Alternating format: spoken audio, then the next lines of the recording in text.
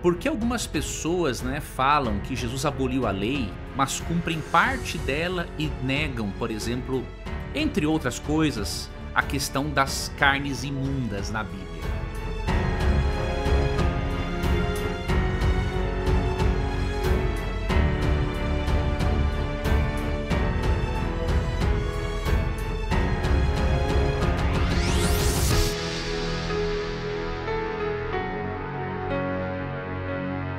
Isso aqui é uma coisa interessante. Veja, eu vou fazer essa explicação aqui agora. Talvez você seja um irmão católico, evangélico, espírita, e aí você pense assim: poxa vida, será que o Leandro vai me criticar por eu pensar diferente? Muito pelo contrário, eu quero ajudar você, quero ensinar você. Aqui é um pecador, tenho as minhas limitações, mas eu tenho um interesse sincero de ajudar você a entender a Bíblia. Veja, as leis de Levítico 11, você precisa perceber que essas leis, elas não foram abolidas pelo Evangelho de Jesus Cristo. Na Bíblia, você percebe que a palavra lei, Torá, ela engloba todas as instruções de Deus, sejam de ordem moral, de ordem cerimonial, de ordem civil.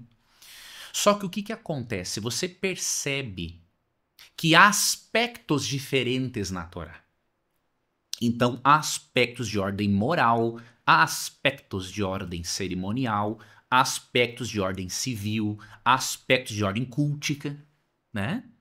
Há aspectos de ordem alimentar. Levítico 11, quando fala da proibição de carnes imundas, ele trata realmente de uma lei dietética, de saúde, e que precisa ser, obviamente, preservada também no Novo Testamento. Vou te dar brevemente algumas razões. A primeira delas, Jesus morreu na cruz não para purificar porcos, ele morreu na cruz para purificar pecadores. Esse é um primeiro ponto. O porco não deixou de ser porco após a cruz. Ele continua sendo uma carne proibida.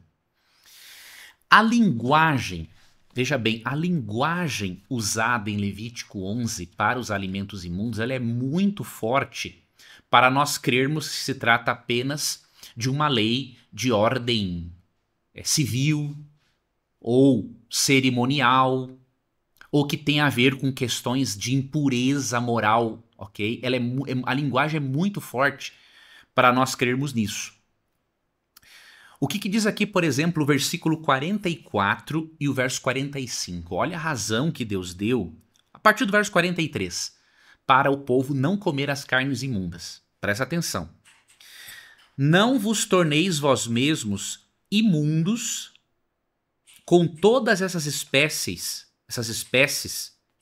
de répteis que andam de rasto, não vos contamineis em contato com eles, e não sejais contaminados ao vos alimentardes deles. Aqui na King James atualizada, diz que não vos torneis imundos.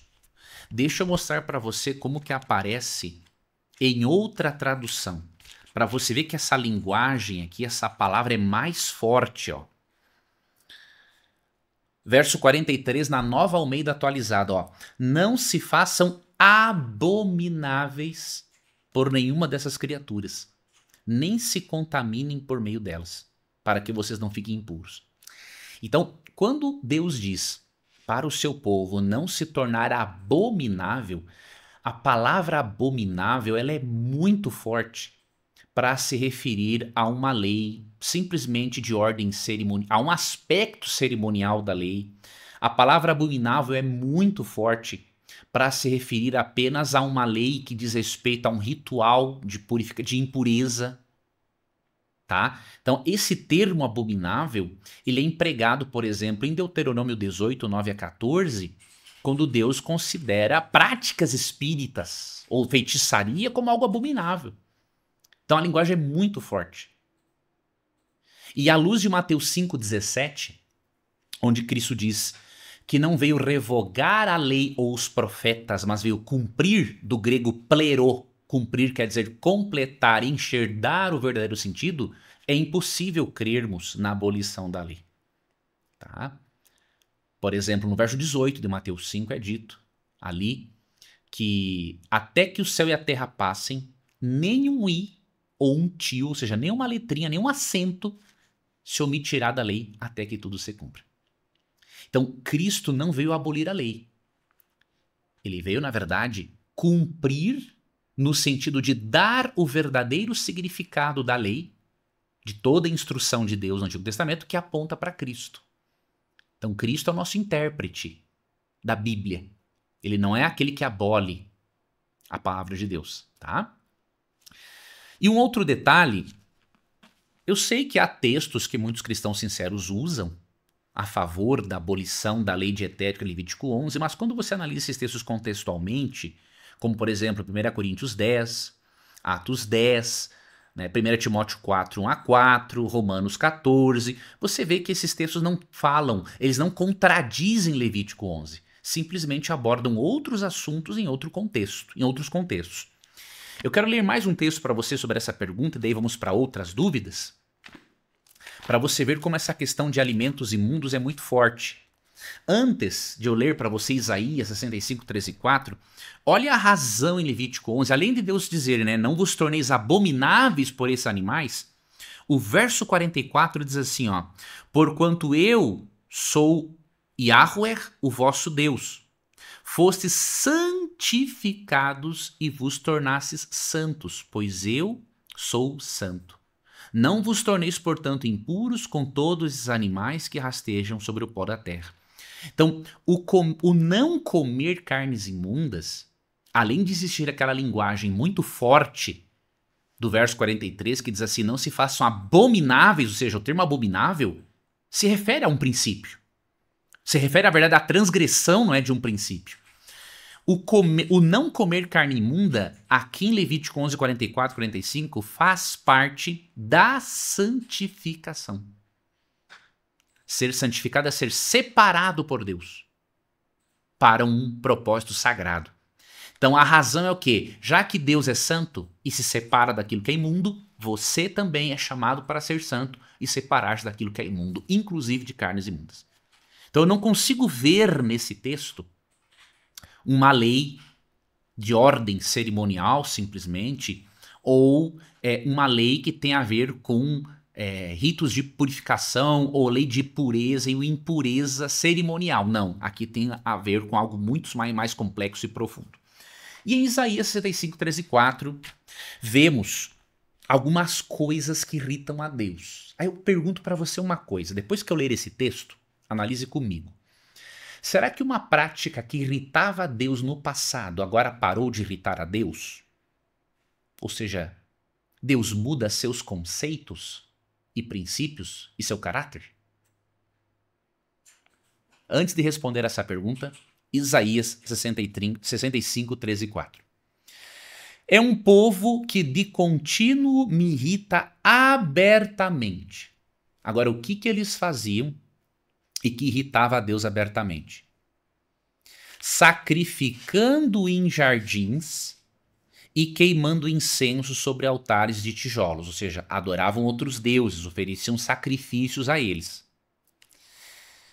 Eles se assentam entre as sepulturas e passam a noites em lugares misteriosos, comunicação com espíritos. E olha outra coisa que irrita a Deus. Comem carne de porco e nos seus pratos tem ensopado de carne abominável. Analise comigo, vamos seguir a lógica. Não vamos seguir as nossas paixões, as nossas preferências religiosas. Vamos seguir a lógica bíblica. Aqui nesses dois versos é dito que o povo irritava a Deus abertamente, praticando idolatria, consultando mortos e também outra coisa que irritava a Deus abertamente, comer carne de porco.